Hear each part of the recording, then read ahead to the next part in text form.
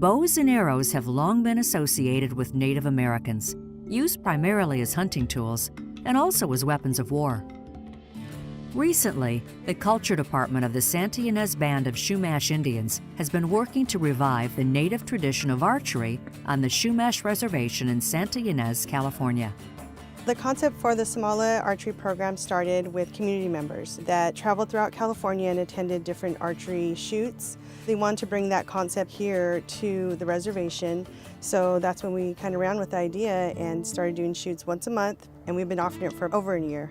It's part of reteaching our culture. Full family units, mothers, fathers, children, and even some grandparents have participated in the program. It's really cool to see the youth gain interest in it and want to come out here and shoot. That's what we were trying to bring here is the youth so they know their culture when it comes to archery. This is amazing, honestly. It makes me feel really good seeing everybody out here. A lot of these people I know and grown up with in my family, but even the new faces, it's really good to see them still keeping that tradition going. We came here for archery because we're Chumash, and back in the day, Chumash people used to hunt, so we're practicing hunting. We're not actually hunting yet. The first time we were here, I was upset because every single time the arrow was just bouncing off the target. But then I got a better pose, a better way to put the arrows in the bow, and now I'm pulling the bow harder every time. In addition to helping Chumash youth learn a recreational activity, archery also helps them develop ties to their ancestry. That helps create sustainability. We need to remind ourselves that it connects to who we are as Chumash people. I remember my uncle bought this one bow. I think I was about 5 or 6, and all of us used it, all the cousins growing up, because there's about 7 of us growing up together. So we all just had this one bow that we'd all repeatedly use. It's been a part of my life as long as I can remember. It's definitely something I want to pass down to my kids.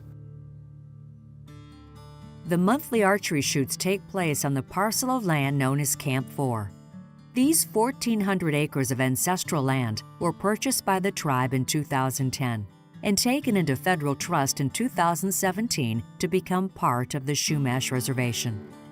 I'm really excited to utilize Camp 4 and bring the people out on tribal property.